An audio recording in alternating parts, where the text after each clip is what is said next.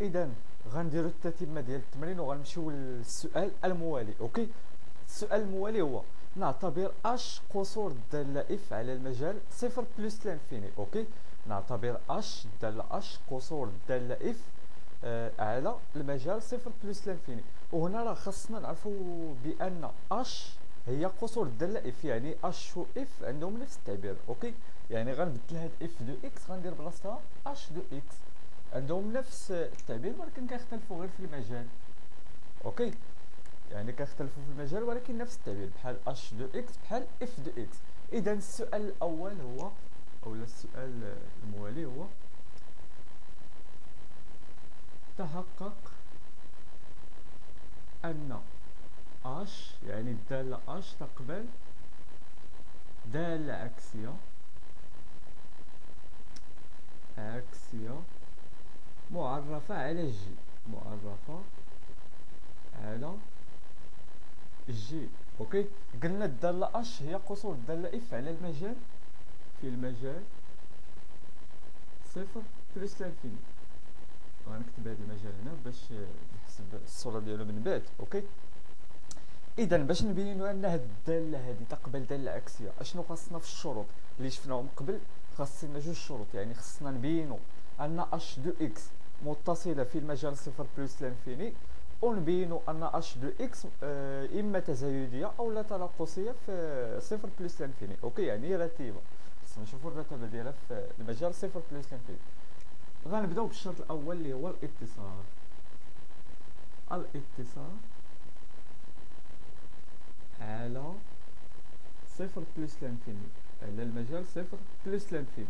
إذا الإجابة هي لدينا الدالة اف متصلة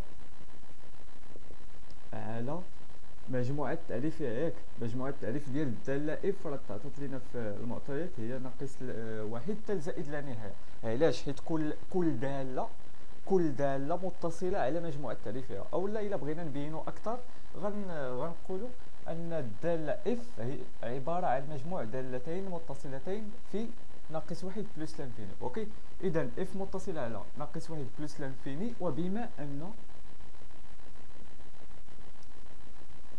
ان الدالة اش قصور الدالة اف على صفر بلس لانفيني، فإن اش يعني الدالة اش متصلة على صفر بلس لانفيني. احنا بينا الاتصال في صفر بلس لانفيني. علاش؟ حيت الدالة متصلة كاملة في ناقص واحد بلس لانفيني، وبالخصوص صفر بلس لانفيني. علاش؟ حيت هاد المجال صفر بلس لانفيني راه كاين الداخل ديال ناقص واحد بلس لانفيني. اوكي، اذا احنا بينا الاتصال غنبينو الشرط الثاني اللي هو الرتابة. الرتابة على، دائما كنلعبوا على المجال صفر بلس لانفيني. اوكي، اذا في هذه الحاله هذه غنستعملوا السؤال ديال جدول التغيرات. ونحددوا المجال صفر بلس لانفيني ونشوفوا الداله واش تزايديه ولا تناقصيه. اذا عندنا المجال او لا جدول التغيرات اللي كنا نشأناه في السؤال السابق عباره عن ناقص واحد صفر بلس لانفيني كما شفنا في السؤال السابق. هنا تغيرات اف دو اكس. اذا عندنا تناقصيه تزايديه. اوكي، هادشي اللي لقينا في جدول التغيرات. حنا كيهمنا المجال صفر بلس لانفيني. فين هو المجال صفر بلس لانفيني؟ هو هذا صفر بلس لانفيني، اذا تزايديه. اذا حسب جدول التغيرات لدينا اش دو اكس تزايديه قطعا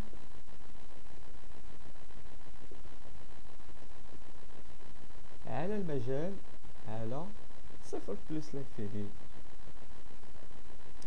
اذا بينت الاتصال في صفر بلس لانفيني وبينت الرتابه في صفر بلس لانفيني. اذا غندير الاستنتاج الاخير، ومنه الداله اش دو اكس تقبل داله عكسيه معرفه على جي، ياك معرفه على جي، بحيث غنحددو دابا جي هو الصوره ديال اي. هذا المجال هو إياك من صفر حتى بلس لانفيني، يعني غنحسبوا الصورة ديال هذا المجال بالدالة اف أو لا اش بحال بحال. يعني جي يساوي اش ديال اي اللي هو اش ديال صفر بلس لانفيني. إذا غنحسبوا الصورة ديال صفر في نفس الترتيب، حيت عندنا تزايد ياك في هذا المجال التزايد، يعني غنحسب الصورة ديال صفر. إلا حسبت الصورة ديال صفر غنلقى ناقص اثنان. غنحسب الليميت عند بلس لانفيني، غنلقى بلس لانفيني حسب السؤال السابق. السؤال الاول راه حسبنا الليميت ديال اف دو اكس عندما يؤول اكس الى بلس لانفيني ولقينا فيها بلس لانفيني، اوكي. وقلنا راه الداله اش راه هي نيت الداله اف، اوكي. اذا هذه هي الطريقه ديال الاجابه، وغندوزو للسؤال الموالي.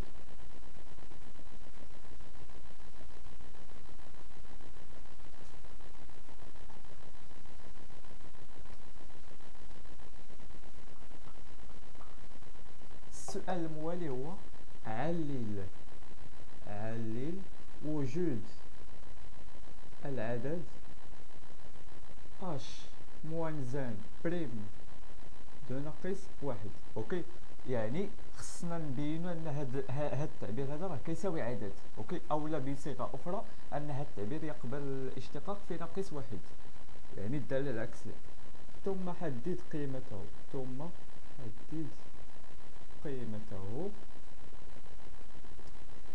ملاحظه عطاونا نلاحظ ان اش دو 3 يعني الصوره ديال 3 تساوي ناقص واحد. هذه ملاحظه اللي عطاونا في السؤال غنستعملها ياك. اذا اول حاجه خصني نعلل ان هذا التعبير هذا يساوي عدد. عندي واحد الخاصيه راه شفناها من قبل، اذا كانت هذه خاصيه بصفه عامه، اذا كانت اش الداله اش تقبل الاشتقاق في نقطه ا، يعني ا عدد، اذا كانت اش تقبل الاشتقاق في نقطه ا بحيث أن العدد أ ينتمي للمجال إي، أوكي. هذا هو الشرط. إذا كانت أش تقبل الاشتقاق في نقطة بحيث أن العدد أ ضمن المجال إي، فإن الدالة العكسية ديالها اللي هي أش موانزان تقبل الاشتقاق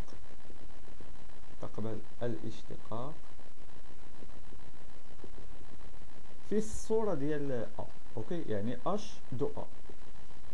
هذه هي الخاصيه اللي غنستعملوها في هذا السؤال هذا. والدور ديال ا كتلعبوا هاد الثلاثه هادي، اوكي. غنستعملوا هاد الملاحظه اللي عطاونا. الدور ديال ا راه كتلعبوا هاد الثلاثه، يعني خصنا نبينوا ان الداله اش تقبل الاشتقاق في ثلاثه باش نتوصلوا ان هاد التعبير هذا عباره عن عدد، اوكي.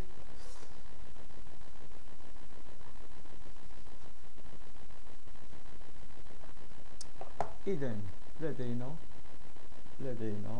مباشرة الدالة اش، يعني هاد اش دو اكس تقبل الاشتقاق في النقطة 3. علاش قلت في النقطة 3؟ علاش قلت تقبل الاشتقاق في النقطة 3؟ غنمشيو للسؤال السابق حيت الأسئلة مرتبطين ياك. حسبنا اف بريم دو اكس ولقينا واحد التعبير، وقلنا لكل اكس من المجال ناقص واحد مفتوح حتى لزائد لا نهاية، اوكي. داك المجال ناقص واحد مفتوح تقبل فيه الدالة الاشتقاق، اما اف دو اكس ولا اش دو اكس. غنهضروا على اش دو اكس بحال بحال. اذا اش دو اكس تقبل الاشتقاق في ناقص واحد حتى بلس لانفيني، بحيث ان المجال مفتوح في الطرفين، اوكي. هاد الثلاثه هاد العدد ثلاثه راه كاين داخل ديال ناقص واحد بلس لانفيني، اذا الداله راه تقبل نيت الاشتقاق في ثلاثه، اوكي. هادشي علاش قلت الداله اش تقبل الاشتقاق في ثلاثه. اذا وبما ان ثلاثة ضمن المجال اي، فين هو المجال اي؟ هو صفر بلس لانفيني. ثلاثة راه كاينه لداخل ديال هذا المجال، بما ان ثلاثة تنتمي الى المجال صفر بلس لانفيني، فإن الدالة العكسية ديال اش، يعني اش موان زان، تقبل الاشتقاق في اش دو 3. يعني الصورة ديال 3 بالدالة. اوكي، هاد اش دو 3 شحال كيساوي؟ كيساوي ناقص واحد. اذا ومنه او لا وبالتالي اش موان زان تقبل الاشتقاق في ناقص واحد. علاش؟ حيت الصورة ديال 3 حسب المعطيات كتساوي ناقص واحد. اذا راه صافي، راه بين هاد التعبير هذا انه يساوي عدد. هذه هي الطريقة ديال التعليل. اوكي، غنكتبو اذا تعبير اش موان زان دو ناقص واحد بريم دائما، ياك؟ اش بريم غنديرو ليها بحال هكا، يعني بريم. التعبير هذا عبارة عن عدد، يعني تقبل الاشتقاق. اوكي، هذه هي الطريقة ديال الإجابة. وغنحددو القيمة ديال هذا العدد. إذا غنمسح السبورة، غنقوم بتحديد القيمة ديال هذا العدد. أولا غنستعمل هاد اش دو 3 تساوي ناقص واحد. عندي اش دو 3 تساوي ناقص واحد تكافئ اش موان زان، يعني خاصية كنبدلو الترتيب، يعني اش موان زان ديال ناقص واحد تساوي 3. اوكي، عقلوا عليا مزيان. اش موان زان دو ناقص واحد تساوي 3. اوكي، هذه غنستعملها في الخاصية ديالنا. وعندنا الخاصية ديال الاشتقاق ديال الدالة العكسية على الشكل التالي. يعني غنحسبوها اش موان زان دو موان زان بريم، هذه بريم تساوي واحد على اش بريم ديال اش موان زان دو ناقص واحد. اوكي، هذه هي الخاصيه اللي غنستعملو. هاد اش موان زان دو موان زان غنعوضو بثلاثة حيت كيساوي 3. اوكي، هاد التعبير اللي بين قوسين غنعوضو بثلاثة، يعني غتعطيني واحد اش موان زان ديال 3. اوكي، اذا هذه هي النتيجه. وخاصني نحسب اش بريم دو 3. اشنو غندير باش نحسب اش بريم دو 3؟ غنمشي للسؤال ديال الاشتقاق ديال اف دو اكس، يعني اف بريم دو اكس يساوي واحد التعبير. داك التعبير غتعوضو بثلاثة. اوكي، غتعوض لي زيكس بثلاثة، يعني كتحسب الصوره في المشتقه غتلقى واحد على جوج. اوكي، الصوره ديال 3 بالمشتقه غتلقى واحد على جوج، يعني واحد على واحد على جوج كتعطينا 2. اذا النتيجه ديال هذا التعبير تساوي 2. دابا غندوزو للمرحله اولا السؤال الموالي.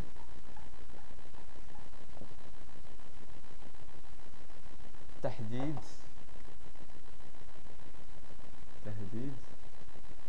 الدالة العكسية اش موان زان دو اكس، ولكن خصنا نتوصلوا لذاك التعبير اللي عطاونا. اوكي، حنا غنديروا التحديد وغنشوفوا واش غنتوصلوا لذاك التعبير او لا. اذا لكل اكس، هذه طريقه الجواب، لكل اكس من جي و إيكغيك من إي، هذا شرط أساسي خصنا ما نساوش هذا الشرط. لدينا اش موان زان دو إكس تساوي إيكغيك يكافئ، يعني كنبدلو الترتيب إلى قلبنا سميتو، يعني اش دو إيكغيك تساوي إكس دائما تكافئ اش دو إيكغيك. غنحسبها هنايا بحال إلا حسبت الصورة ديال إيكغيك، يعني بلاصة لي زيكس غنعوضها بإيكغيك، يعني إيكغيك ناقص 2 جذر مربع إيكغيك زائد واحد تساوي إكس. أوكي، هاد إيكغيك هذا غندير الطرف الثاني، غنبقى الحساب ديالي، يعني 2 جذر مربع إيكغيك زائد واحد تساوي إكس ناقص إيكغيك. غنلبس للطرفين أس 2 بحال إلا ما زدت والو باش نحيد الجذر، يعني غنلبس أس 2. هادي متطابقة هامة، هادي غنقادها ياك، ناقص 2 أس 2 كتعطيني 4 حيت ناقص كيمشي مع الأس الزوجي. هاد الجذر كيمشي كيبقى ليا القوس.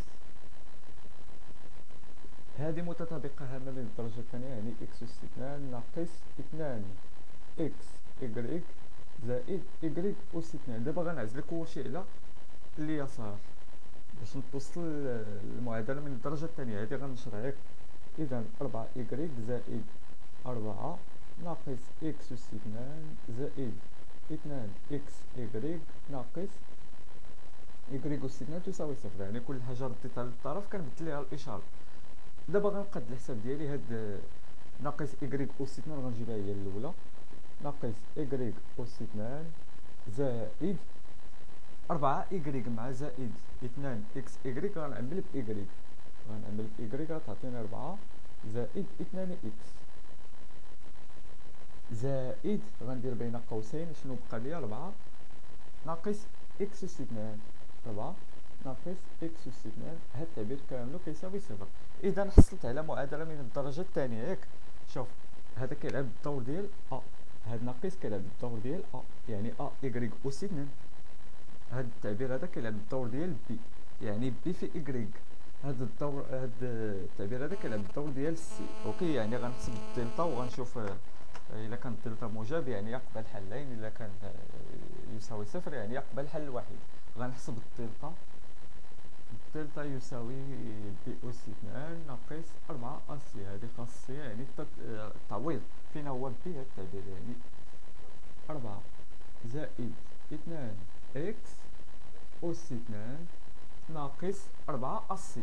شحال كيساوي؟ ناقص واحد، يعني غتولي هادي زائد سي كيساوي 4 ناقص إكس أس 2، يعني 4 ديال الخاصية عامل لي 4 ناقص إكس أس 2. وغنشر هاد التعبير هذا نشوف شحال كيساوي.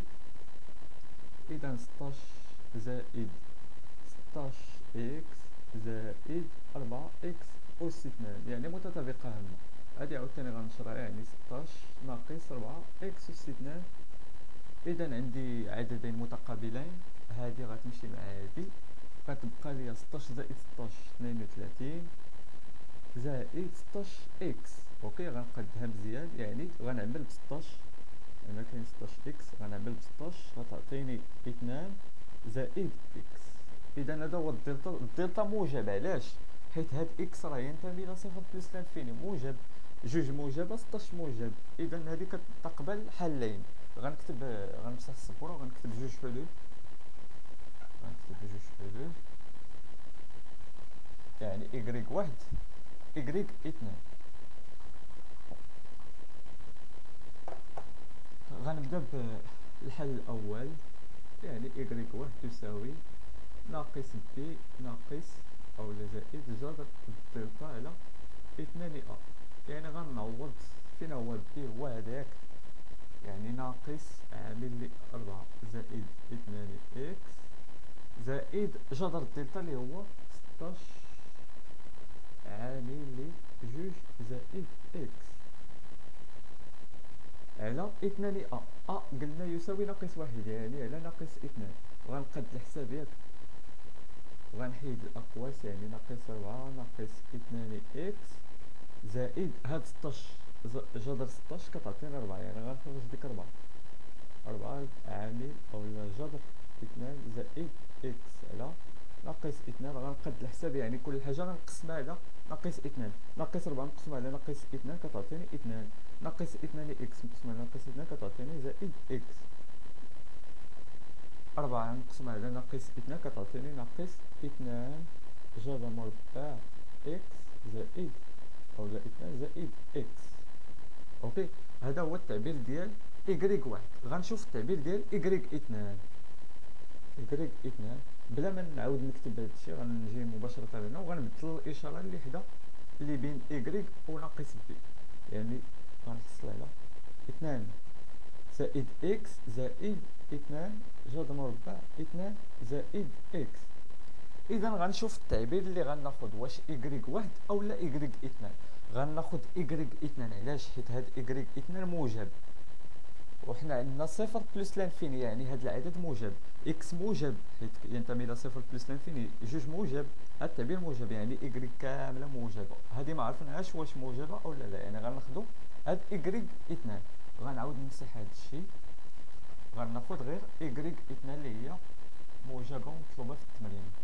غنعاود نكتب التعبير ديالها، إكغيك 2 تساوي 2 زائد إكس زائد 2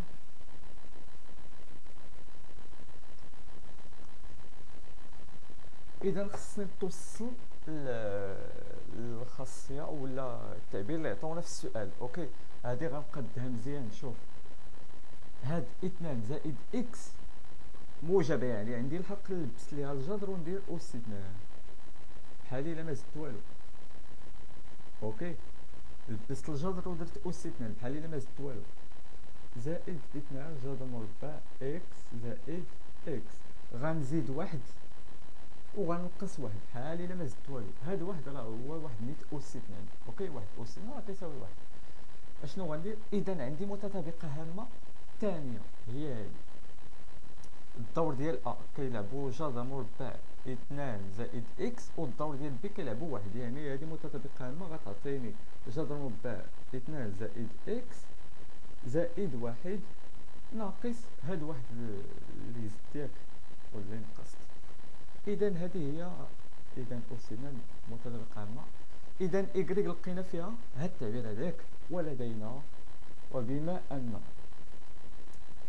اش موان زين حسب داك المعطى اللي حطينا في الاول، قلنا ودي ان اش موان زين دو اكس يساوي ايكغيك، يعني غنعوض هاد ايكغيك بالتعبير ديالو. يعني اش موان زين دو اكس يساوي، غنحط بلاصه ايكغيك هاد التعبير هذا، وحنا توصلنا بالنتيجه اللي عطاونا في السؤال هي فعلا. اوكي، اذا نتمنى تستافدوا من هاد التصحيح ديال هاد التمارين هادي، وموعدنا في حصه قادمه ان شاء الله. شكرا.